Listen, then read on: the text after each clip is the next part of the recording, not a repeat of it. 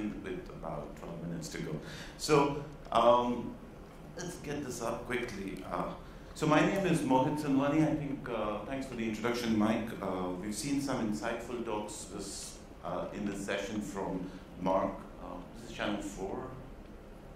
Channel 4? Yeah, okay, great.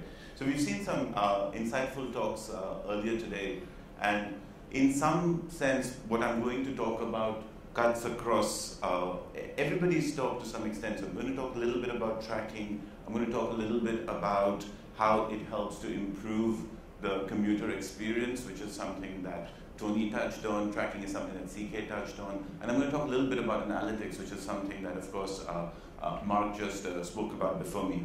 So the title of my talk really is Mobility Applications in Private Transport. So we're looking more from the perspective of the transport portion. But I'll give you a very quick introduction to our company.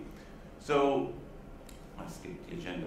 You're here for the whole talk anyway, right? So first up, what do we do? What does Quantum Inventions actually do as a company? So before I can go into this, I really should touch on what commuters want, because that has created the company that we are today. So as we progress, we see that the commuters, they want information. As they move around, they want to get their hands on real-time information. They want safe navigation, so they want to be able to go from point A to point B in the safest way possible, avoiding problems, avoiding issues.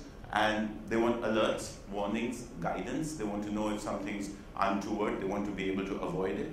And finally, they want seamless mobility. So they want to be able to move from one place to the other without wasting time, without ending up at the wrong place. And they should be able to drive directly from where they are to where they're going in the optimal amount of time. This, of course, means that they actually want the correct information at the correct time. And this could be at the correct place, it could be at different touch points, right? So the one that's very well understood, and I think Tony spoke about this quite a bit when he said, real time, real time, real time. I can't stress enough, real time, right? That's well understood. Commuters want real-time information. The navigation industry's delivered this for a while in the US, Europe, Japan, Korea. Southeast Asia is picking up. We've done this in Singapore for the last 5 years, 4.5 years now. So first up, they want real-time information. So they want the information on where the traffic is. They want to know the parking availability. They want fuel prices. They want to know where the tolls are, how they will change, how they affect their drive, and so forth. Then they want this to be in the car, right? So as you're in the car, you want this integrated with your navigation, and you want services like traffic routing, the ability to detour a problem that's coming up. You want parking advisory when you get closer to your destination to tell you the building that you're actually driving to doesn't have parking lots. Let's park at a building that's 30 meters or 50 meters away. You want this to work seamlessly. You want to be able to find fuel stations when the fuel's running low. You want to know which place is the cheapest and to be able to navigate there. So this is sort of the real-time piece. But today, commuters are not happy with just the real-time information. They want before-time information, right? What does before-time mean? Before-time means they want alerts. They want things like, you're going to office, it's going to take you 28 minutes right now. By the way, you're going to be taking a route. You need to be aware that there's an accident on the way. This route is now going to take you 48 minutes. You need to leave now, right? Your next meeting's in 45 minutes. The travel time is estimated to be 39 minutes. This is sort of the before-time information. And this has become more and more important in today's world than it used to be. And people want this at different touch points. They want this on their mobile phones. They want this in an app. They want this to pop up as an alert on their desktop. They want to be able to do this on a website. So you've got the part in the car, you've got the part offline, which is before time. But today's commuters are quite demanding, right? Real time's not good enough.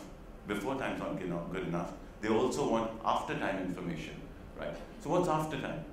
After time is once the drive's done and dusted, they want to be able to go to a portal where they can see how is the fuel efficiency. They want to be able to analyze their drives.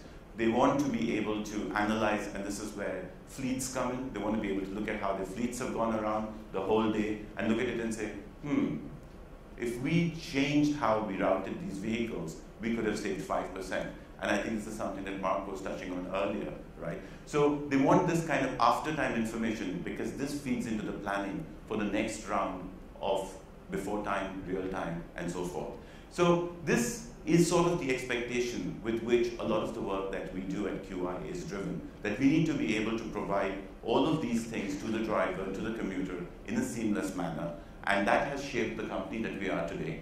So we are QI, we are a mobility intelligence and an ITS company from Singapore, working primarily for mobility in the ITS space for smart cities.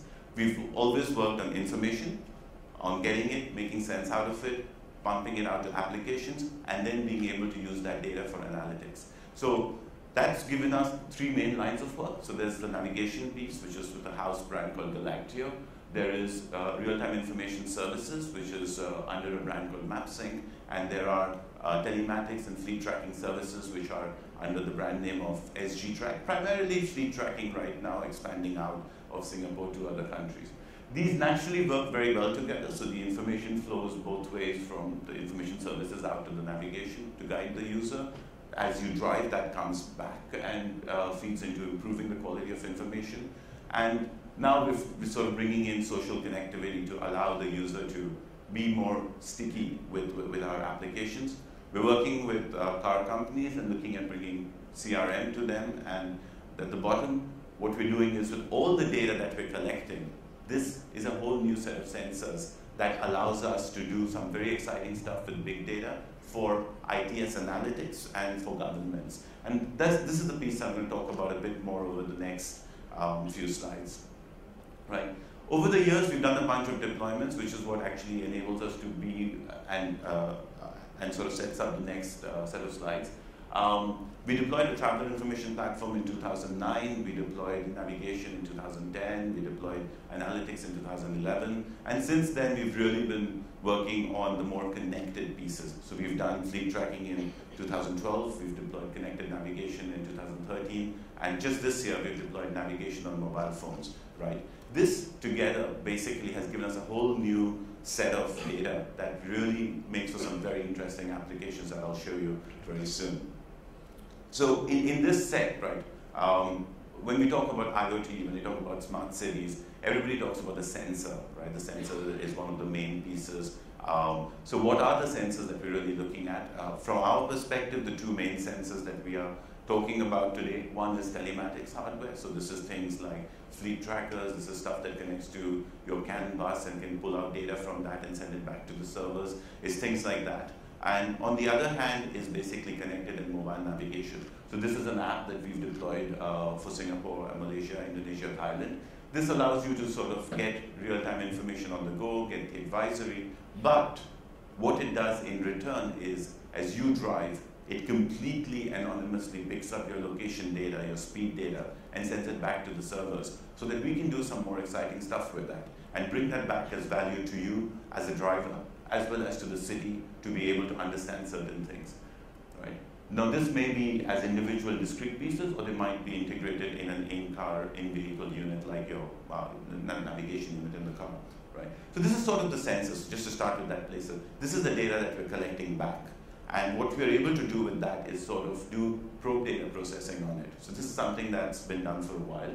So you can sort of put all the assets on a map, see how they're getting around, take the speeds that they are experiencing, create a traffic map from it, fill that out, and basically you can extrapolate and say, these are the traffic conditions in the country, right? This is, again, something that's been done for quite a while.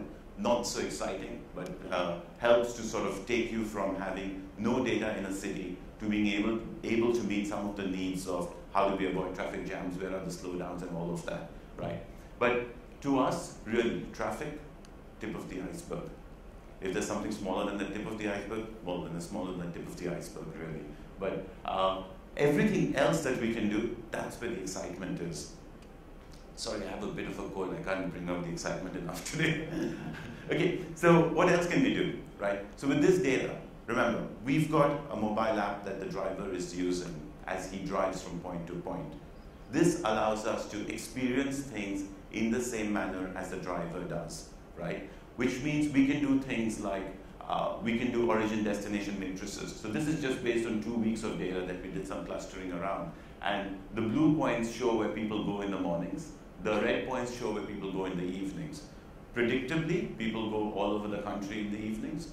In the mornings, they go to more concentrated places like downtown, right, where they work. So this is something that, when you slice this data by the hour, allows you to create hourly origin-destination matrices, which is of value to a city. City transport planners spend immense amounts of money collecting exactly this information to figure out where people go to at which time of day on which days. Now, we can do origin-destination matrices. We can do cluster-to-cluster travel times. So we can figure out that when you drive from the west into downtown, you drive 10 kilometers, you experience a travel time of 25 minutes. You do the same journey from the east, 10 kilometers downtown, maybe you experience 45 minutes. There's something wrong with the transportation network.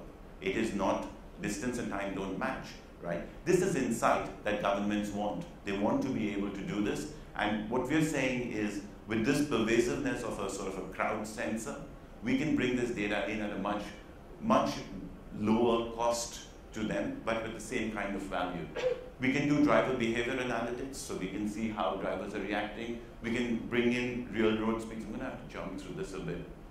But the last point matters. We can do this as static, so you can sort of take the data every month, generate it out, and say this is what the patterns are. And you can do this in real time to see why today is different from a normal day, right? So this is something we can do. The interesting thing that we can do with this now is also say something like parking, right? So if you're driving with the app and the app is stuck over here sending back data to us that you've not got into the parking lot for say 5 minutes or 8 minutes or 10 minutes, that is data that we can use to send to the next guy who's driving to this destination saying, there's a very high chance parking is not available at this location. Let's take you to a different place. We can't do parking availability number. So we can't tell you there are 10 lots available, 70 lots available. But we can probably have a probabilistic number that tells you there's a 75% chance you're not going to get parking very quickly, because that's what we're experiencing from people who are using the navigation apps driving in. Moving on, today when you look at road pricing is a very sensitive issue in Singapore. People know that, right? But today the decisions are made mostly based on monitoring speed and volume. So you say, okay, the speed's dropped to 12 kilometers per hour, let's increase the rate or decrease the rate. But it doesn't really consider the driver. What we can do again, because we're sitting with the driver, we've got a sensor that's a navigation sensor sitting in the driver's car, we can actually quantify the drive times. We can say that, okay, before you change the rates, the aggregate time it took for a certain type of 3-kilometer drive was 7 minutes. Now you've increased the rates, actually the time's not changed. So if that is the case, that is insight that the government can again sit back and say, well, that's too bad. Do we increase the rates again? Or do we say that, well, this is sort of the peak, and really if there's going to be no difference, we might as well have better PR by dropping the rates back, right? Because, but this is decisions that can really help governments plan their policy. And this is not just ERP. So ERP is a popular topic in Singapore, right? But this you can do with any kind of thing. Governments can evaluate this before and after effect of opening one more lane going towards the city on a 4-lane road. So in the mornings you do 3 lanes going to the city, in the evenings you do 3 lanes coming back. Let's roll it out, let's measure it, and let's tell you from the real drive experience, does it make a difference, right? Instead of saying, theoretically, fluid mechanics says, we've got 3 lanes going down, we have more, we have definitely made things better. Right? So that's sort of the stuff that we can do. And I'm going to skip this, but basically, roughly what we say is with the right telematics, you can figure out with evidence why buses are late. But let's skip this example because this says 54 seconds left. All this for us gets enabled sort of in a platform for smart cities. So we have 2 parts to the platform. There's an operations platform, which is a 4-layer platform that does data aggregation, data integration, publication, and publication is where you sort of pump out data in international standards using APIs, using well-accepted norms, and then the client applications layer. So these are the mobile apps and the navigation apps and stuff like that. So we provide this entire 4-layer platform, which allows a city to do 2 critical things. It allows the government to meet its open data goals. So you can collect the data, you can publish it back to the users, you can enable them to create new applications and new services that the city's not envisaged yet, and you can meet your citizen services goals basically by providing the client layer. So you can provide the websites and the apps and stuff like that, which then enables the city again to collect back this data from the people who are out there. Right, skip this. Data goes out, gets used in different sorts of analytics, comes back as an input to the aggregation layer, fairly obvious. And what we're suggesting people to do is just start. Do the operation stuff, start getting the data in. Let's talk analytics in 12 months. There's no rush, right? We need this data to be there, and I know this is where I disagree with Mark. We need a certain amount of data to be there, and after that, let's get going on the analytics thereafter, right? And where does the value go to? The value goes to the commuter because he's getting real-time authoritative as well as crowdsourced information. He's getting a set of applications and services that are new and innovative for the ITS space. The government's getting mobility insight as people move around. Where are they going? What are they doing? The data fusion helps there. They do the citizen services part, which is great. And they also get mobility data for service excellence, which is to improve the dispatch and planning. Finally, enterprises, they get mobility-driven data, which allows them to do decision support. So improve how you dispatch vehicles, improve how you do things. And they also get insight for advertising, actually, if they want to use this data to figure out where people are more of the time and things like that, right? So with all this in place, final thoughts, I'm out of time, so if you want final thoughts, you'll have to talk to me, unfortunately, but I think we're at a very exciting phase, and with this sort of applications, with things becoming standardized and platforms coming together, I think there's a lot we can do. If you'd like to discuss more, you know where I am, that's where I am. And get in touch, that's my address. Thank you very much, and I'm sorry for holding you back from lunch. Cheers. Thank you, Mohit.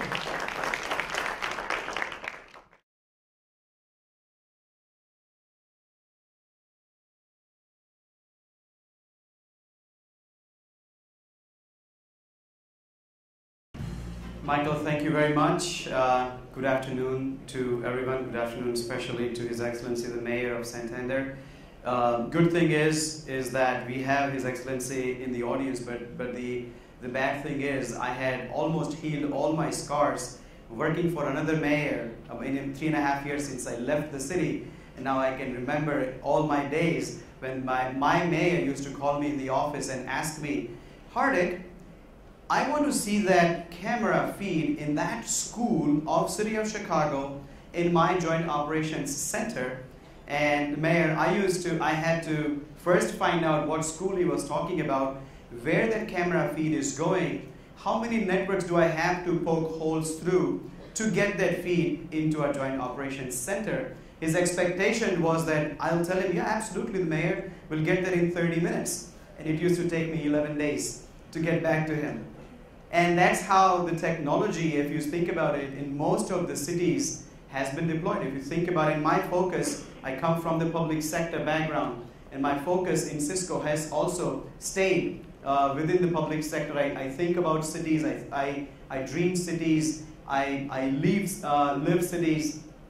And if you think about it, most of the cities, the way they have been built, all the way from the Roman times, is through now, we haven't much changed tremendously, drastically. I mean, we literally think about how are we going to plan a city, where we are going to put the buildings, where we are going to put the bridges because of the river and everything else, and where the open spaces are going to be, where the roads are going to be. And that's how we design the cities. That's how we have been designing and building the cities until a few years ago, when we started thinking about how can we make cities smarter? How can we make cities more energy efficient? How can we make them more smart and connected?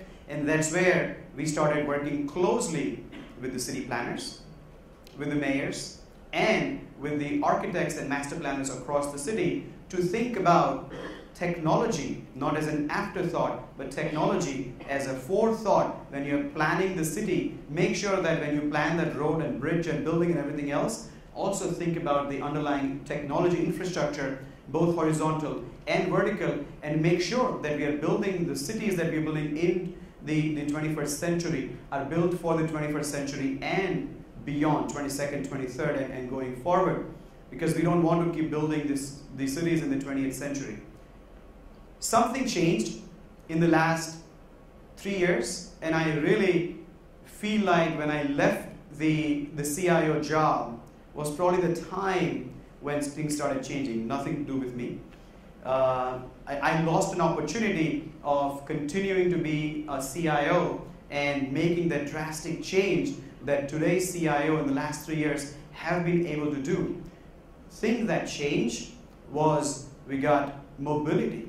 Tremendous amount of it just completely changed. When Cisco talks about 50 billion devices getting connected, it not just includes our iPhones, iPads, and computers, it talks about every small bit of device that can get connected. We got cloud, so now we can access everything from anywhere in the secure manner. And then we got this tremendous apps revolution. So we can, again, I can find my parking spot, I can find whatever I want to find. Most of the times now I don't have to go back to my laptop. I can do things mostly on my smart devices, phone or an iPad. And the last thing that started changing, and it's not new, I mean since 1998, all of us know the term Internet of Things was coined all the way back in 1998, but the cloud mobility the network basically started changing that. And what that did is, this might be a repetition for you, some of you who have seen the Cisco presentations yesterday, but basically what happened was we became, with the likes of Libelium and with the likes of Streetline, with the likes of the companies that started building sensors and putting those sensors into devices and things, we could start connecting things that were so far unconnected. I mean, think about a parking spot. Frankly, how many, there are billions of parking spots across the globe. How many parking spots can you view on your iPhone? Chicago, city of Chicago has 44,000 on-street parking spots. As a citizen of Chicago, there is no way I can view that particular, even a single parking spot when I'm driving to downtown. My first intuition is that, it's very hard to find parking in downtown. So I'll go to where I'm going to eat, to the restaurant, I'll put that information in Google Maps. Google Maps will tell me, Hardik, you're going to go to Randolph and Dearborn to that restaurant, and that's where you're going to eat. Perfect, great. It will tell me exactly what the traffic is with Waze acquisition, and I tell whoever I'm going to go with for dinner, so I'll be there at 8 o'clock. Traffic is about 45 minutes. I leave at 7:15. I should be there at 8 and be there. But then I realized, I reached at the intersection where the restaurant is. That's not where I was supposed to be. I was supposed to be at the nearest available parking spot because that restaurant did not have valet. If I would have that at my fingertips, then I could plan my trip in a much better manner. And that is exactly what is happening. So it is going to then, if once I have that, and cities have now started building those things, once I have those 15 minutes that I would have been spending in looking for that parking spot will not go unproductive for me. So that will become my productivity improvement. And the value that we are seeing, the $19 trillion, is derived from these kind of things. It comes from the savings that I will generate as an individual, the productivity gain that I'll get, the GDP improvement that we'll see for that city, for that nation, for the globe. Also, the companies like Libelium, like Streetline, many others are creating this new innovation, creating the new jobs, creating the value, the overall GDP. That's what, and then the city of Chicago obviously will get some more revenue because I'll go find parking on the street as opposed to trying to find into a parking garage. And then, again, the food would be so good, the conversation would be so great that I'd be late getting back to my parking, and I'm sure they'll put a ticket on me. So, revenue generation, that's where the $19 trillion value would come from. But you have heard this. And GE talks about $15 trillion, Cisco talks about $19 trillion. Big numbers, big value generation, big value at stake.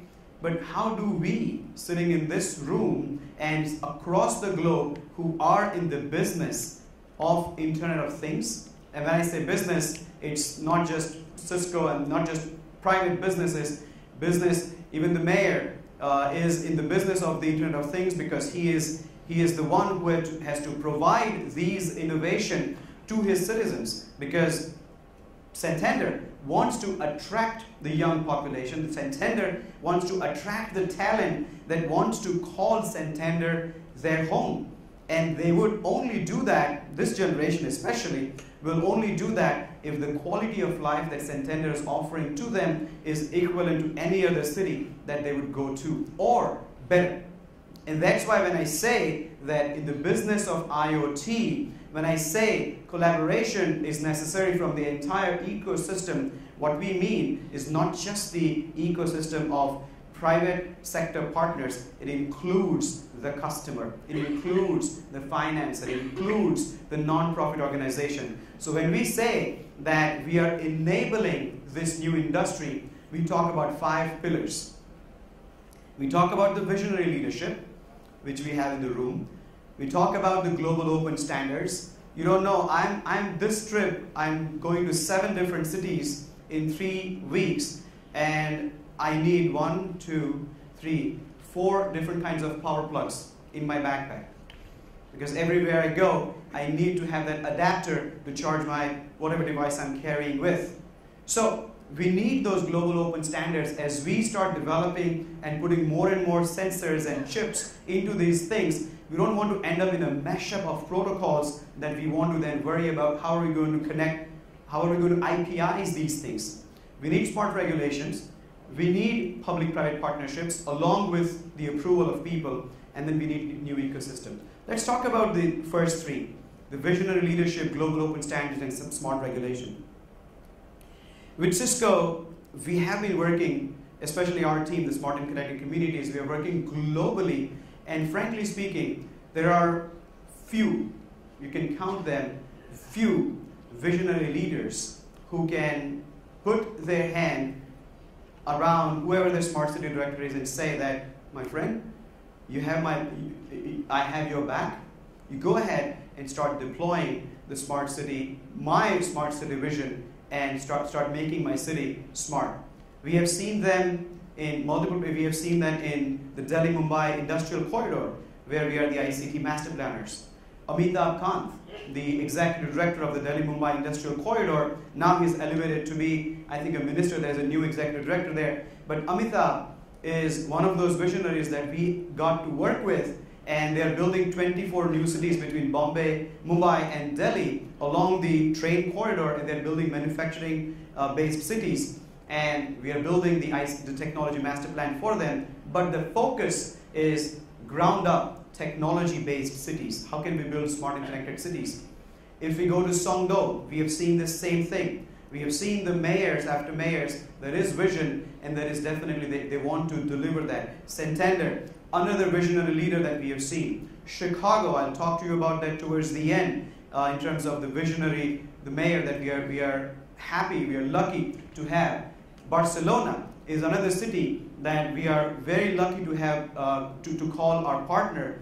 And this is basically when we say the $19 trillion value that we can extract, if we can bring that down to the city level for Barcelona alone over the next decade, in the next 9 years, in fact, by 2022, if Barcelona starts connecting its parking, its buses, its water, its waste containers and everything else, as well as the workforce that the city of Barcelona has, $3.6 billion of value can be extracted for Barcelona. Overall GDP increase for that city goes up by $3.6 billion.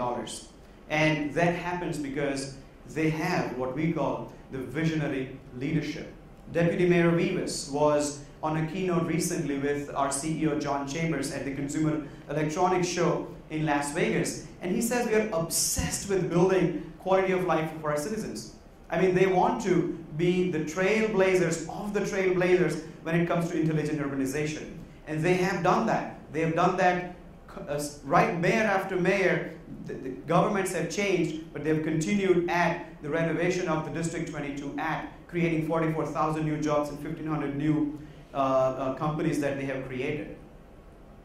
And on March 11th, in competition of about 60 cities, they got the iCapital, the Innovation Capital Award for Barcelona. Mayor Trias is being considered one of the top 50 most influencing leaders, one of the top 50 greatest leaders by the Fortune magazine, because Barcelona thinks ahead. The other thing that we have seen when we talk about this whole visionary leadership, global open standards, and smart regulations, I mean, one of the issues that we see in most of the cities is when we talk to the planners, they don't talk to the technologists. When we talk to the technologists, they don't know what's going on in planning. So, classic example, we all dig up the streets, we all, because there is some utility work going on, there is some potholes need to be fixed, lots of work goes on the streets. How many municipalities have a process where when they dig up the street, talk to the technologists, talk to the public safety people, and make sure that if they have to run a conduit, if they have to run a fiber, they can do that. The toughest time, Chicago, I mean, we generally, as soon as a new road is paved, somebody comes in and digs it up. But if at that time, a simple regulation, and if the technology department is informed that this small thing has happened, it's quite easy to create that connected network that we have to happen. Barcelona, what they've done is they've created what they call the urban habitat, and within urban habitat, they put the city planning and technology under the same budget. So now, there is one entity that controls the budget for both urban planning and technology, so it's much easier to do technology-based planning. And they also are focusing a lot on the urban platform and the ICT architecture. The last two components, and this is again very important for the people that are sitting in this room as well as people in the IoT industry. The first thing is the public-private partnership. Now, generally, as we say public-private, when we talk about large projects that we want to do, especially large infrastructure projects, the first thing that comes in maybe a public leader's mind or even from somebody from Cisco's mind is that, let's get financing, especially when cities like Detroit is filing bankruptcy or cities like Chicago has an $18 billion pension obligation. The first thought comes to mind is we need to probably go and get some private financing and get this big infrastructure project done. However, there are 28 different ways of getting a public sector project funded. I mean, it starts from issuing the general obligation bonds all the way down to leveraging there's so much money available already, whether it is tax increment financing dollars and so many other. Public-private partnership becomes, the traditional PPP becomes just one of the ways. So when I say the ecosystem needs to collaborate, even the financiers like the Chase, like the Citibank, like the World Bank, they need to work with the private sector companies like Cisco, they need to work with the governments like Santander or Chicago or Barcelona or Copenhagen and make sure that we are all helping each other to find the best way, to find the best value of money that we can spend for that large infrastructure project. Examples, in Barcelona, what we did was we went to Cisco Capital and we asked Cisco Capital that, we want to build this big Barcelona network, and Abertis is the service provider in that area. Cisco Capital basically funded Abertis to build the entire network in the city of Barcelona. So that's one way of looking at that. So the entire CapEx model for Barcelona turned into OpEx. So now Barcelona basically takes service for that network that's built on per a monthly basis as opposed to building and putting a big bill of building that particular network. We've also seen, just an example, and parking can be applied to street lights, can be applied to water distribution network, can be applied to many other large infrastructure projects. But we have seen that even in parking management, which has been, I think, probably one of the industries that refuses to change or did not change for a long time, and now it is changing so quickly that it is very hard to keep track of what is happening. So parking, a lot of places, Citibank is financing a company called Streetline or many other partners, and so they'll put entire CapEx on the table. They'll put the entire parking management technology network in place, and then they will charge the customer on a monthly per space fee. That is not just it. Then they would also say, you know what, frankly, I'm not going to charge you even that. Let me charge you for the uplift. So I'll help you with dynamic pricing and give you revenue share to that. Because if certain spaces are most in demand, then you can increase, and in certain time frame, then you can increase the price for that time frame, for that spaces, and then you can get revenue share from it. Not just that, parking data is so important. I mean, just knowing how the parking is used, just knowing which part of the city is most in demand at what time, that data is so much in demand in many other places, Google, Yelp, real estate brokers, and so many other places. Start taking that data and start making some money out of the data. So there are multiple new revenue models that are also emerging as we think about the public-private partnership and the people aspect of it. There are multiple ways that we can skin this cat. I'm not going to go through all of these, but there are many other ways. There is lease, bond sale, the build, operate, transfer, so many different models that are there when we think about how this ecosystem is going to build these Internet of Things based cities. One of the examples is in Chicago, what we call the Chicago Infrastructure Trust. So those who know how US functions know that the cities are the ones that are actually nearest to the citizens in most of the places.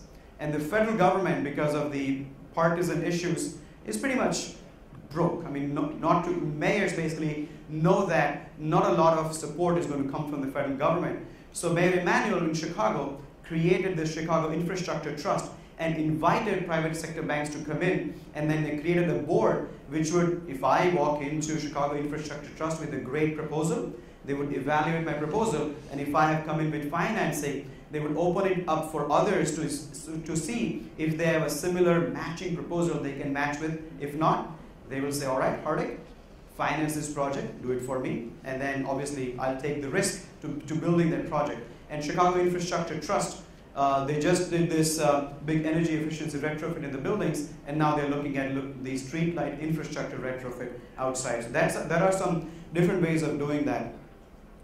And the other key thing is the private sector. I mean, I talked about the government, I talked about the financiers, I talked about others, but even the private sector, we all know that this is not a game that one person can play. It's a team sport.